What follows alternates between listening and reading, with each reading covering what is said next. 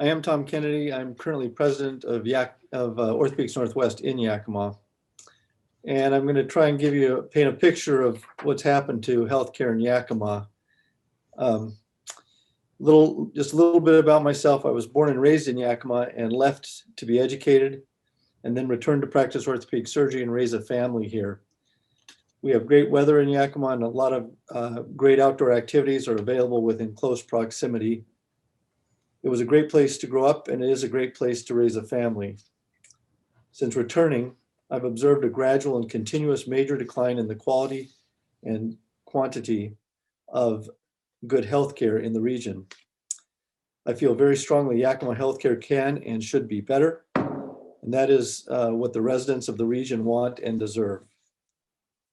We now have an opportunity to turn things around, I believe, and restore the high quality and abundance of needed specialists once present in the Yakima medical community to the high quality and access that once existed. The first hospital, St. Elizabeth's, was opened in Yakima in 1891. When Yakima Valley Memorial Hospital opened in 1950, a combined medical staff was created covering both hospitals in a unique cooperative relationship between the physicians and both of the hospitals. This continued until Providence was sold to HMA in 2003. Yakima Neighborhood Health and Yakima Valley Farm Workers Clinic both opened to provide needed healthcare services to underserved populations in the valley.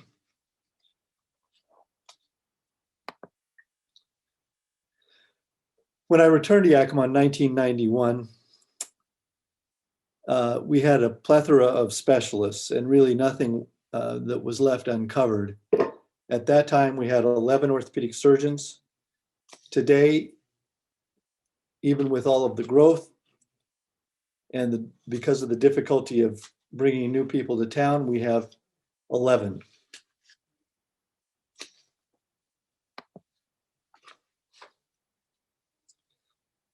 Yakima County relies on a large population of agricultural workers in our valley, working in jobs which tend to pay lower wages and provide fewer benefits to the workers and their families.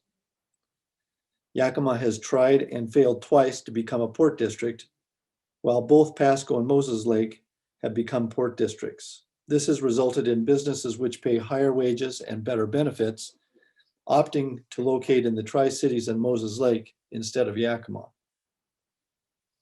Yakima has an aging population that is leading to a higher percentage of Medicare patients. The introduction of Obamacare increased the percentage of our population that qualify for Medicaid health coverage, including many who used to be on commercial payers.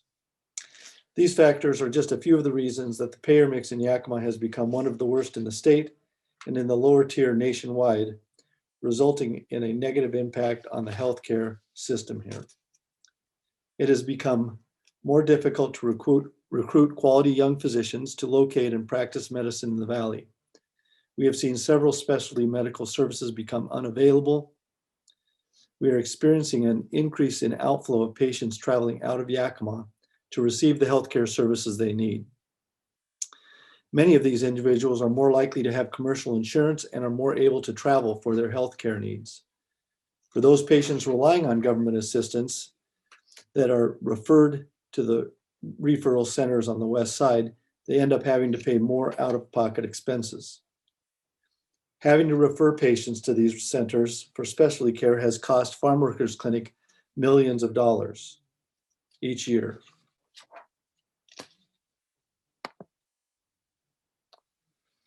Beginning in 2003, the original St. Elizabeth's Hospital was purchased by a succession of national interests whose intentions were to take out whatever value they could from the hospital. They had no experience owning a rural hospital with another competing hospital in the same service area, and they managed the hospital very poorly as a result. When HMA took over Providence, the combined hospital staff was terminated. This divided the once collegial medical community. Most of the specialists and surgeons moved their practices to Memorial Hospital. The attitude of the administrations of the sequential hospital owners was damaging to the quality of healthcare provided. They placed an importance on placed the importance of quality on a back burner while costs and income dominated their goals. Many CNAs, nurses, and other staff were terminated to cut costs. Some highly qualified physicians left town as a result of the changes.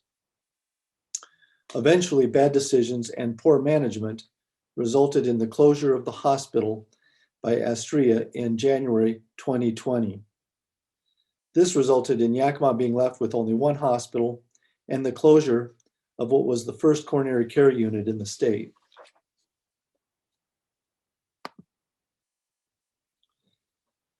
Virginia Mason and Memorial Hospital merged in 2015. Prior to the merger, which was intended to help Memorial remain financially viable, one of the consultants hired by the hospital to assess the merger felt that Memorial's bottom line was much better than Virginia Mason's. The consultant recommended against the merger. At the time, Virginia Mason made promises, some of which were not kept. They were going to provide cash to stabilize the Yakima hospital, but it instead seemed Virginia Mason was enriched. The Virginia Mason Cerner Medical Records program which was developed and customized to fit Virginia Mason Seattle, was forced on the Yakima hospital and the physicians and staff working there. The program did not work well. It was an old version of the program. Virginia Mason would not upgrade because they would lose the customizations they had made. Virginia Mason was also going to provide specialty care lacking in Yakima by staffing specialty clinics at intervals. After a few months of bringing specialists to town, this was discontinued and patients were then referred to specialists at Virginia Mason, intentionally encouraging the outflow of Yakima patients. The relationship between staff and physicians with the administration deteriorated significantly as a succession of poor management decisions were made, which were difficult for staff and physicians to do their job. The management culture and approach promoted by Virginia Mason was to control rather than work with physicians, and this contributed to further loss of specialists and good quality physicians from the community. The Virginia Mason appointed CEO, who was third on their list of the board, has made statements she would prefer to employ her physicians rather than work or partner with independent physicians.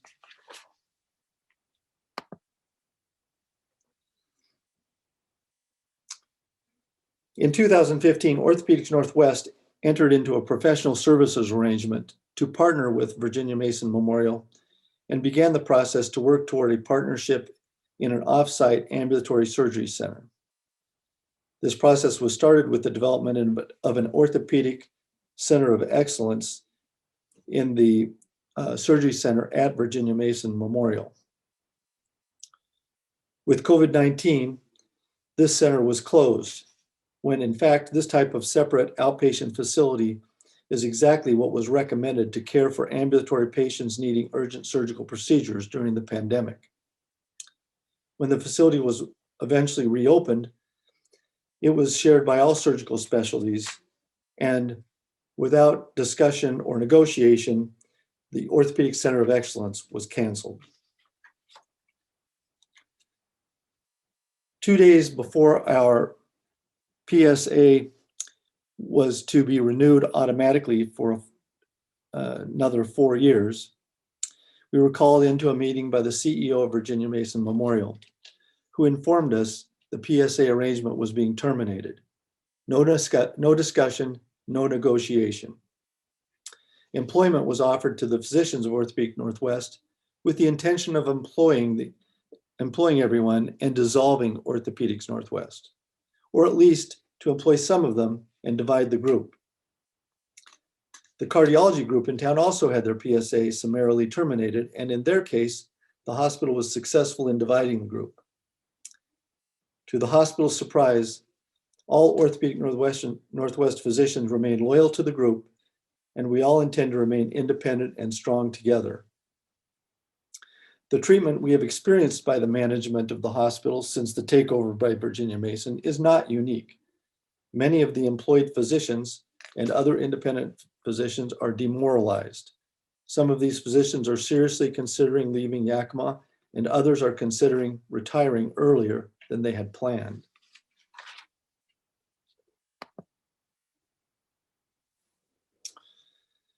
Orthopedics Northwest was very supportive in an effort to encourage the board of Virginia Mason Memorial to separate from Virginia Mason, which was being acquired by CHI, the Franciscans, which is owned by Common Spirit, a large hospital healthcare corporation based in Chicago. When Common Spirit takes over hospitals like Virginia Mason, like Memorial Hospital, their approach is to take over the clerical and some of the administrative functions at the hospital and operate those functions with staff in Chicago, eliminating many jobs locally. They also have an intent to move specialty services to their larger hospitals in referral centers, stripping them away from the local hospital. The efforts of a large group of local retired physicians, previous board members, business owners, and a few active physicians, as well as the public outcry, was successful in pointing out the hugely negative impact the Common Spirit acquisition would have on the healthcare of the Yakima region and of the negative financial impacts the community would experience. The Yakima Hospital is once again an independent community hospital, Yakima Valley Memorial.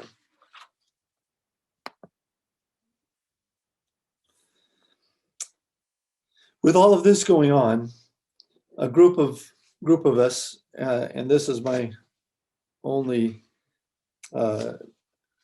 possible conflict. It's not really a conflict, but I put together an investor group to buy the medical office building so that Orthopedics Northwest would have options to strengthen ourselves against this type of corporate hospital that was taking advantage of us. I continue to work as a manager for the investor group, and I'm also a manager and investor in the hospital, which was purchased on the same day. After that purchase was approved, Orthopedics Northwest spoke with the board of Virginia Mason Memorial, and before they were separated, and told them it was our intention to be strong and independent, and we now have the ability to do so with what was acquired. We then assured them that we wanted to work with the hospital and partner with them in efforts to improve the availability, quality, and affordability of healthcare in Yakima. Unfortunately, we have not seen an effort by the hospital administration to be a good partner.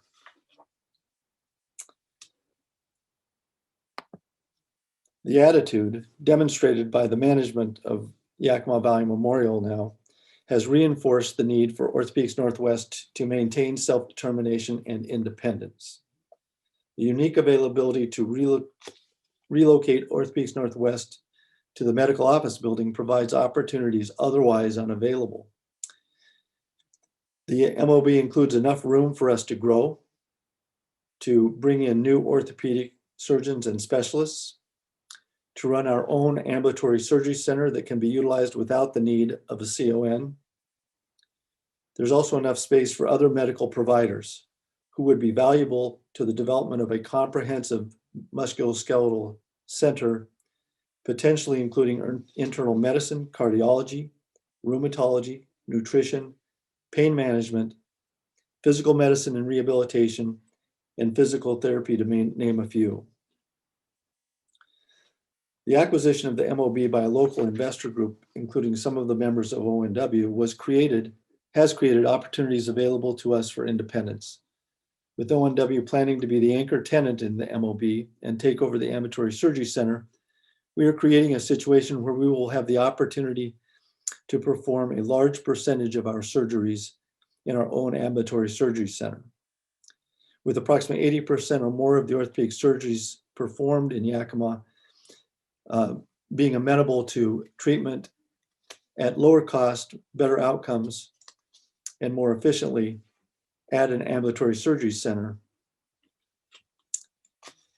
The reality is that outpatient surgeries are being transitioned out of the hospital outpatient department. The hospital is trying hard to keep them there. The possibility Yakima Valley Memorial profits could be negatively affected may play a role in the fact that the Yakima Valley Memorial CEO came back to us and asked us to negotiate a new PSA. What they haven't been willing to accept or proceed toward is a partnership, realizing that we can be completely independent and don't need the hospital, but we would like to partner with them.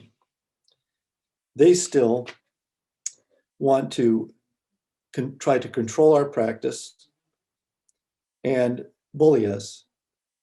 To me, that's a big mistake.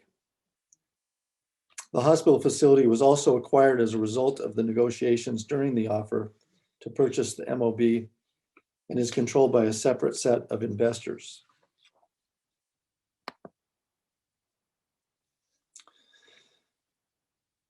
So many physicians have left Yakima unhappy with the administrations that have existed, their poor attitude towards physician, their take it our way or leave it, and just the complete lack of morale in the hospital currently. Multicare has been over and spoken with us, and they may provide a support mechanism that would make it possible for physicians to remain in Yakima where they love to live. Multicare likes to partner with physicians and healthcare systems. They currently have a relationship with Pacific Northwest University in Yakima and recently entered into the region when they loaned $75 million to Estria. The opportunity to partner with Multicare and possibly repurpose the closed hospital might create an environment conducive to returning the Yakima medical community to the quality and purpose of its glory days. Perhaps physicians, Memorial Hospital, and Multicare can all partner together to make positive change possible. Physicians having more options may change the dynamics in Yakima and make it more likely that the hospital will work constructively with the physicians of the community and help stabilize healthcare services locally.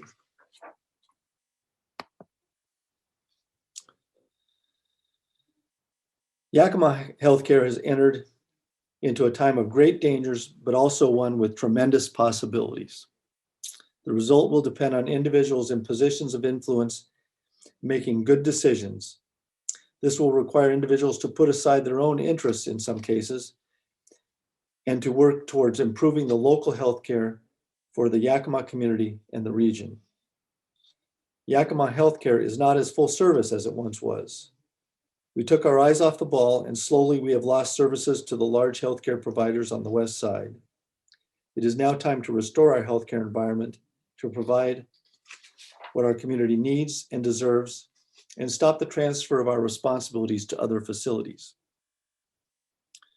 Yakima could consider becoming a level 2 trauma center, which would extend our referral network significantly. Our hospital currently works often much like a level 2 trauma center. And by adding the formal designation, this would increase the payments significantly. It would also necessitate bringing in neurosurgeons and trauma surgeons, something that's missing in Yakima now. I often tell friends that if they end up with a closed head injury and need a burr hole, they have to go all the way to Seattle for it and hope they make it. We hope a partnership can be formed, allowing the currently closed state-of-the-art cardiac cath labs to be reopened and possibly eventually the open heart program could be restored.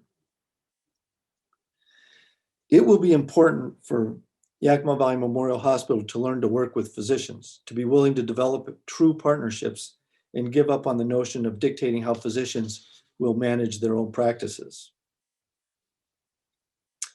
We will need to learn how to provide healthcare services more efficiently, more cost-effectively, and higher quality. We have learned it is imperative for physicians to become involved, work from a position of strength, take charge, and participate in the process of directing and managing healthcare in the region. It will be necessary for Yakima physicians, business individuals, Yakima Valley Memorial Hospital, and possibly multi-care to work together. We must push forward and look to the future of medicine in the Yakima region, or we risk becoming a casualty of change. Thank you. Tom, that was outstanding. So thank you so much for taking a lead in this and illustrating what has happened in your area and which is happening in some permutations in many places. Our board member, John Keefe, started talking about that last time. Independent orthopedic groups being pressured to dissolve or getting squeezed out of the way by large conglomerates. And we saw an extreme of abuse there in your region where basically regional healthcare was truly impaired by very self-serving interests of large conglomerates. Dare I ask, and this is not a rhetorical question, were any regional politicians ever involved? Did they ever offer anything except for some kind of assurances, or was the political scene totally absent in terms of trying to support care of their own constituents? They're becoming involved locally and at the state level. Since the purchase of the two buildings, we've been in contact with them, and there is actually a fair amount of encouraging recommendations by both local and state.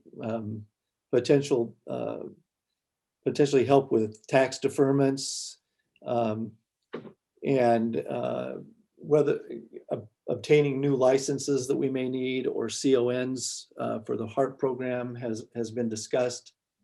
And there's a lot of interest, and we're just going to have to see how far they'll go with this. So taking that on, I got to unmute myself. John Keefe, if I can ask you, this obviously resonates with you, and it went to an extreme in Yakima. Where do you see parallels, and banding together as orthopods in a strong group has been very successful in Yakima, and they've actually put their money also where their mouth is and helped the region. So it was orthopods who led that charge. How does that resonate with you, and where do you see parallels? Where do you see hope for yourself in your region?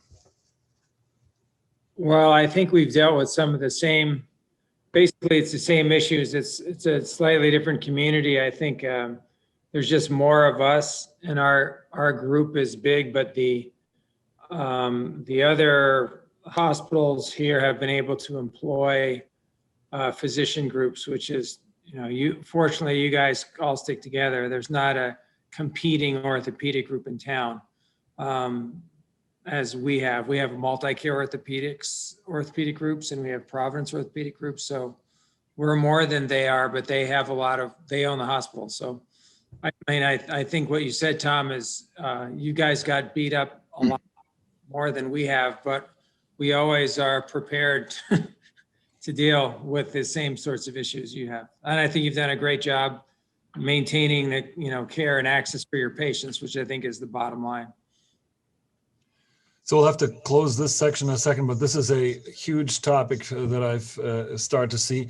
Obviously, I hope that WSOA can serve as a forum for further communication and coordination of efforts, networking also to try to unite. And again, Tom, I applaud you for this community spirit and this strong stance and this individualism also that makes orthopedics such a distinct specialty. And I'm sure you'll be proud to hear your son later. So let's go to the next big topic, if I may. But thank you, Tom. Any other key statements? Maybe Alan, do you want to make a final statement about the hospital situation in Yakima? Yeah, Tom gave a good presentation about what happened at Virginia Mason Memorial, but kind of glanced over that there was a big problem with malfeasance by the other hospital, in my opinion. And in fact, I didn't see any